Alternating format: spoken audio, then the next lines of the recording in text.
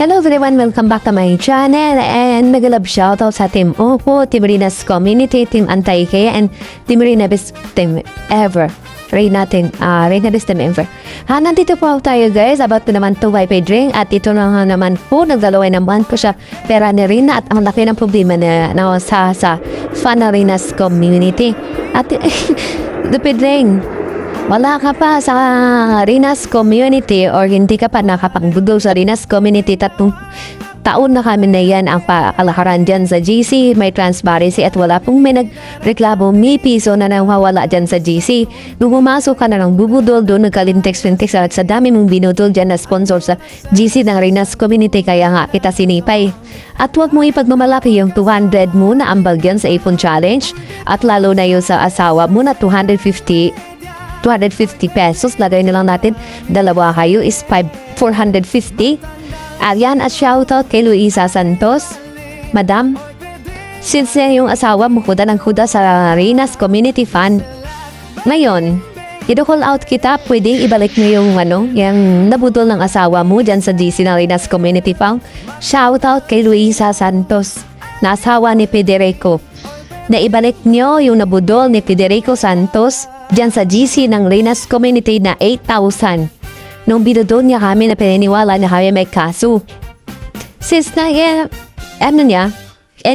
binibilang niya yung nabigay niya na 200 yung sa iPhone Challenge, tapos yung 2,000 at 2,000 ngayon ibalik ko yung 2,000 niya at yung 100 kung magkano ibalik niya. Ngayon ibalik niya rin yung nabudol niya sa mga sponsor, lalo na sa pera ni Ma'am AJ.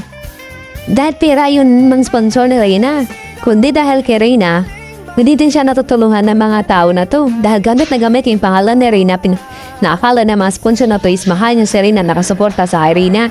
Ngayon, yung mga fan ng Rina's Community is nakabenepisyo niyan kay Rina. So parang si Rina nakabenepisyo nito. Ngayon, pinagbibilang nyo yung ambag nyo na karampot na galing din sa mga nabubudol niya dyan sa Rina's Community Fund at sa mga sponsor.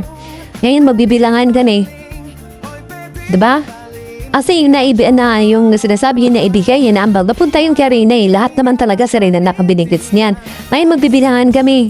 Ibalik namin yung nabubudol niya, ibalik niya rin yung ibalik namin yung naambag niya nakarampot sa GC ng Rina's Community, ibalik niya din yung lahat na nabubudol niya. Lalo na sa pera ni Mama AJ, lahat, pati cellphone niya, niya ka-live. Kasi tinarantado yung sponsor Alam niya ni Pedrig kung saan napupunta yung lahat na mga expenses na yung fan dyan sa Rina's Community kasi nakasali yan siya. At alam niya na weekly nagsisend. Pero dahil sa kabalasaduhan ng utak niya, gusto niyang i-divert yung issue dyan sa amo niya. Ayan. Sa niya, akala niya siguro titigil kami sa pangalampag ng pera ni Rina. Ikaw, Pedrig, kung sino man yung nawala na kung yung pera ni Rina, kung saan man nawala yung pera ni Rina, is dyan sa amo mo na hanggang ngayon na nahimik at nagtulog-tulugan sa 100 plus na pera ni Rina sa kanya. Huwag mo napin yung pera ng Rina's Community Fund dahil nakabenepisyo niyan si Rina at alam mo yan. Kung gusto mo talaga na malinaw ang pera ni Rina dyan kay Kalinga Prab, yun yung problemahin mo. Kung gusto mo talaga, iwag sa Rina's Community Fund kasi nga alam kung saan napupunta dyan at yung mga sponsor hindi nagre-reklamo. Except dyan hindi pa rin kay Rab na kami na mga sponsor nagre-reklamo kasi hanggang ngayon yung pera namin na gusto namin ibigay kay Rina hindi pa naibigay. Sabihan mo dyan kay Kalinga Prab, yung mga pera ng sponsor na gift nila kay Rina na pinatago nila dyan, pwede asikasuhin mo na kasi nakakahiya. Hindi kasi sa'yo yan, Kalinga Prab. Sabi mo, nakakayang gumastos ng pera na ang pinaghirapan ng iba. Nakakaya itago yung pinaghirapan ng iba. Samantalang, ikaw mayaman na. Ibalik po na kasi para naman kay Rina, hindi naman para yan sa'yo. At alam yun ang karamihan, nakakaya po yan sa karampot. 100 plus, di ba? Hanggang ngayon natutulugan, ganun po ba? Imposible naman na hindi na panood. So that, nang tatahol na nga yung mga dyan, yung mga aso Pati aso nga nagising na sa pera ni Rina tapos samantalang siya. Nakakunting bagay nga na kalat sa comment section po anong kino-comment tapos sa pera ni Rina. Diyos ko, hindi sa inyo yan, nahiya kayo kapaalam mukha nyo. Di ba? Bigay niyo po. Di ba? Huwag ganon, ibigay nyo. Kasi hindi sa inyo yan. At hindi na imposible naman na wala kayong alam dahil may nag-PPM sa inyo. Hindi nyo lang iniintindi, may nag-PPM sa inyo, nakasamahan nyo, na tinatanong yung pera ni Reyna dahil kami mga sponsor, is nire-remind na kayo na ito na yung panahon na ibigay na yung pera ni Reyna. Diba? Dahil pinatago lang po yan. Pinatago lang po yan. Nang panahon nandyan si Reyna sa inyo, ang laki na ng blessings na ipasok na Reyna sa buhay nyo, sa personal nyo na buhay, pati ba naman yung kayong sa bata, hindi niya pa ibibigay. If ever hindi niya ibibigay, ha? At yung mga sponsor ni Reyna, kahit si Tita 1 million nakabigay sa inyo. Dahil kay Reyna, hindi naman yun nagbibigay dahil gusto nila na mahalin niyo yung bata. Pero anong nangyari? Pinahaynayaan yung nabulihin dyan ng mga reactor nyo. Magtapos yung gamitin, binubuli-buli. Niin isang salita, hindi niyo pinagtanggol yung bata na yan at lubos nakatulong sa channel nyo. Diba? Yun ang nakakasama ng loob dyan. Ang dami ng bubuli, nilalait dyan. Ni minsan, bisalita ba kayo na huwag niyong bulihin yan dahil kawawa yan? Diba? At malaki yung naambag niyan sa community natin. Diba? Kaya hindi nga masisisi yung mga supporters ni Reyna na kayo, tatalikuran kayo at makasapagsabi kami ng negative against you guys. Dahil hindi maganda yung nakita namin na ginawa nyo sa bata na walang kalaban-laban na inusintit may sakit. Imagine, yung pastor mismo nang bubuli, sabihin kulang-kulang. Tapos pera ng bata ayaw niyo ibigay. Sabihin walang utang na loob, punyeta. Pati pera nga ng basin walang utang na loob. Pera nga na Reyna sa inyo. Gamit ni Reyna dyan sa inyo. Kayo walang utang na loob sa bata. Yung nakatatuhanan, instead na tulungan nyo, kinikuha nyo pa yung para sa kanya. Bakit hindi ko sinabi kung kinukuha niyo yung para sa kanya? Kasi hanggang ngayon yung pagmamayari ng bata nandyan sa inyo. Alahas ng bata, gamit ng bata, yung bike ng bata. Ultimo damit ng bata nandyan sa inyo. Pati pera ng bata nandyan sa inyo. Anong kasing tao kayo? Tapos sasabihan nyo pa yung mga sponsor na rin na walang utang na loob. Nag-iisip ba kayo? Nag-iisip ba kayo? Kami pa talaga yung walang utang na loob. Baka kayo? Una sa lahat, obligasyon nyo yan noon si Reyna dahil kayo kumikita dyan. Kayo na babablog dyan. Sino yung tumutulong kami? Sino ang kumikita kay Reyna? Kayo. Huwag sabihin na kumikita kami dyan. Kayo yung kumikita kay Reyna. Ayaw yung may utang loob dyan. Pero kami yung tumutulong sa kanya. Diba?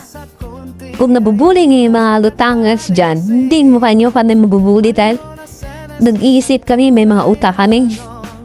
Diba? Alam na alam namin, gising na gising kami sa nangyayari dyan. Hindi nyo kami mabibilog sa mga kunwari yung banal-banalan ni dyan. Diba? Kaya yung para sa bata is para sa bata. Ikaw pwedeng wag ka magtatakol-takol dyan. At anong tahol-tahol mo dyan, hindi mo kami mapipigilan sa pangalampag ng pera ni Reyna na hanggang ngayon yung amo mo nagtulog-tulogan. Diba? Huwag pa napilihin yung kakapalan ng mukha, magamilit lang na bagay yan. Huwag yung ipagpalit yung dignidad at reputasyon yan sa pera kasi Diyos mio marimara. At tita lang po kasi, I love you all and God bless us all. Mga kalingap, shoutout sa inyo. Reyna's community, eto na. Sinachap-chap na ang pera ni Reyna. Ano gagawin nyo ngayon? Kulang daw. Sa dami ng pera ni Reyna, kinukulang pa kayo. Ba't tingin dito? Kinukulang pa kayo. Ito na ngayon. Pakinggan natin to ha. Yen Vasquez. Paano mo chachap-chapin ang pera ni Reyna? Pakinggan natin ha. Keisha. Mayroon po tayo dito sa class community na 50 plus. So, kailangan po matagdagan to kasi kulang na kulang yung 100 plus guys. Tapos sa ipon challenge po natin, pumapasok po sa Ayan, kulang na kulang daw ang 100,000. Ngayon, eto na, Miss Yen Vasquez. Kala ko ba solicit kayo na solicit? At tapos ngayon, kulang pa rin. Kaya siguro nyo binabawi yung pera kay Rab nyo. Kukulangin kayo ng gusto. Eto, sa bibig niya mismo nang galing, 100K. Kukulangin daw. Pero marami siyang sinasabing dito marami siyang sinasabing kwentada dito ng pera Pakinggan niya natin ba? Ang gulo mo, Yen Vasquez. 100K. para sa kanyang gift natin sa kanya, kung ano man mapili natin na i-gift sa na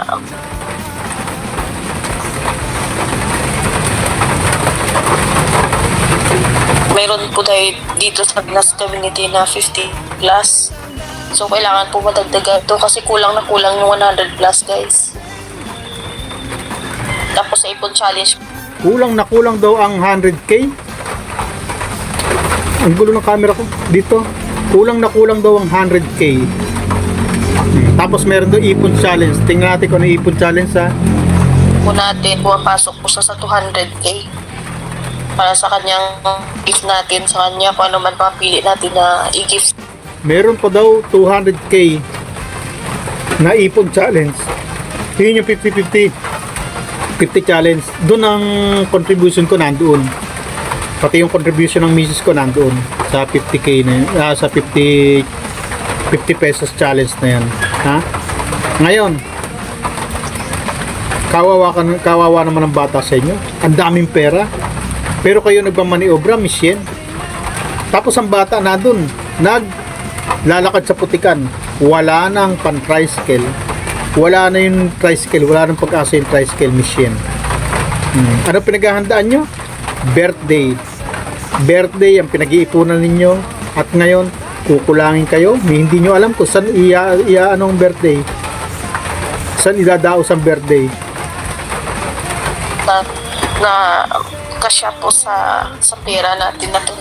Dito kasi 185 to. 185 plus may nagbigay si Ma'am Princess Lane Magan ng 200, Ma'am Alma Vlog 200 plus Sir Jewel and Ma'am Berry 2,000. Nagbigay po sila. Ayun, ang daming nag-aambagan. May 185,000.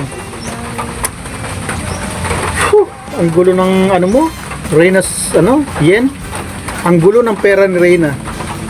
Sa totoo lang yung panlito nyo na yan, yung mga panggugulo nyo sa pera na yan. Hindi ko malaman kung ano kainat na ng pera ni Reyna dyan eh. Kayo man nagmamaniobra ng pera ni Reyna, kayo nagsosolicit, kayo nagmamaniobra. Imbis na ibigay nyo sa pamilya ni Reyna para sila lang bahala. Kayo ang gusto ninyong magmaniobra ng pera ni Reyna. Kawawa naman ang pamilya ni Reyna. Ang daming pera pero hindi nyo alam kung saan dadalhin. Tapos sinasabi nyo kukulangin pa. Ano gagawin sa pera ni Reyna? Imamaniobra nyo talaga?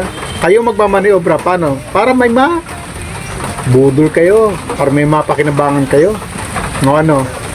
Di ba dapat pag inipon nyo, nag-solicit kayo, dapat bigay nyo kay Reyna sa pamilya ni Reyna at sila na bahala. Kaya ang nangyayari, kayo nag-iipon gamit ang pangalan ni Reyna. At pagkatapos, kayo rin ang mamaniobra kung anong gagawin sa pera. Ano yun? Ano yung sistema na yun? Ha? At bakit walang kinalaman ang pamilya ni Reyna at ang gusto nyo kayo mag-asikaso? Tingnan nga natin kung kaya ninyo. Tingnan natin kung gaano kagulo. And sabi ko nga, mayroon sa Cebuana na para sa tricycle. Pero guys, update lang po. Itong since January kasi hanggang February, parang kami-kami lang yung nagbibigay doon sa fan ng Reyna's community na kung saan po ang dyan po ng mga pang-araw-araw ni Reyna. So mga umabot po yun ng 20,000 monthly. So medyo na-short po tayo sa fan ngayon. Dahil ilan na kami doon. Ako, pabalik-balik lang na parang 3 lang kami nag-ambagan doon. Parang from... Ayun, tatatlo na. Tatatlo na sila nag-aambagan sa Reyna's Fund na dating kasali ako dyan. Sabi ko na sa inyo, may Reyna's Fund. Ngayon, naniwala na kayo na may Reyna's Fund na nag-aambagan para sa panggastos ni Reyna monthly. At yung tricycle challenge, wala nang tricycle. Nabawasan na. Sa napunta, 18,000 daw ang naliik mo sa tricycle. Ano na nangyari? Yen Vasquez. Sabi ko sa inyo dati pinagtatalunan natin tricycle na yan. Ang yayabang nyo. Sabi ninyo, pwedeng makalikom ng pan-tricycle ni Reyna at nagtatalo-talo na nga tayo. Sabi ko, hindi po pwede yung tricycle na yan kasi unang-una, ang magkano ang tricycle? 170,000 brand new. May sidecar. Ano gagawin nyo? Service? Ang gusto ni Raywin name? Pampasada. para may kita pa si Reyna. Ang dami yung plano, ang gugulo nyo. Kanya-kanyang desisyon. Ang sabi ko, may hirapan kayo. Sinong magiging driver? Wala namang kayong kilalang driver. At kung may makakuha kayong driver, sigurado ba kayong matino? Baka mamaya laging sira yung tricycle. Baka makakuha kayo ng driver na hindi maayos. At sino ang driver na mapagkakatiwalaan ninyo? Ang sabi nyo, meron. May makukuha. Basta makalikom ng pera para sa tricycle. Ngayon, ano nangyari, Miss Yen? Wala ng tricycle. Nasaan yung ipon challenge para sa tricycle? Ha? Wala na. Sabi nyo, nagalaw nyo na. Kasi yung Reyna's Fund, tatatlo na lang kayong nag-aambagan. Kinakapos kayo sa budget. 20 mil ang gastos buwan-buwan ni Reyna sa budget sa bahay. At sabi nyo, tatatlo kayo. Tapos nagamit yung pera sa tricycle. Di ba iyan ang malinaw na pambubudol? Sasabihin nyo, ako budol ha. Ayan, kalinaw-linaw sinabi mo. Yung tricycle challenge, yung ipon challenge para sa tricycle, yung ipon para sa tricycle, 18,000 pa lang, nagalaw na. Dahil na-divert sa ibang gastusin. Kasi kayo ay tatatlo na lang na nagpondo sa Reyna's Fund. At ang sabi nyo, 20 mil ang gastusin buwan-buwan. Ngayon, mga problema rin ka na, Yen Vasquez ha. Ngayon, shoutout sa inyo dyan. Mamaya naman yung iba. At maraming i-reveal to sa kadaldalan tong babae na to. Sinasabi ko sa inyo ako pinagbibintangan yung budol ha. Bakit? Sino ang may ebidensya na kayo ay nangungulekta ng pera? Di ba kayo? Ako, ang koleksyon ko na sinasabi nyo binudol ko, nasaan ang ebidensya ninyo? Ilabas ninyo. Ngayon, ilalabas ko rin ang ebidensya. Ayan, sa inyo mismo, lumalabas sa ebidensya. Kinakapos kayo at nadadivert yung ibang pera sa hindi dapat na pagkagastusan. Kaya may nag-ambag dyan para sa tricycle ni Reyna na pag-usapan yan Ngayon 18,000 pa lang naiipon ninyo. Dinivert nyo na issue. At mamaya may paliwanag ka kung bakit dinivert yung gastos. Bakit nawala yung tricycle? Kasi lumalabas na may problema. May malaking problema sa tricycle. Kung kayo ay bibili ng tricycle. Unang-una, 18 mil pa lang ang pera, 18,000 pa lang ang pera. Tapos na-divert na sa ibang issue. Ngayon, ano ngayon, Miss Yen? Ano ngayon masasabi mo? Bakit na-divert na ang issue? Ang gastos? Bakit napunta sa iba? Hinuhukos-focus nyo na, no? Paano naman yung umaasa sa tricycle na magkakaroon ng tricycle si Reyna? Wala na. Paano yan, Miss Yen? Focus nyo na ang pera ni Reyna. Nililito nyo na, may 180,000, may 200,000, may 100,000. Magulo na ang sirkulasyon ng pera ni Reyna. At ang lumalabas sa kawawa, ang pamilya ni Reyna. Kayo ang nagpapaikot-ikot sa pera ni Reyna. At anong ginagawa ninyo? Mamaya, abangan pa natin. Mag-a-upload muna ako to. Babay muna. Imulat sa lahat kung ano po talaga yung totoo.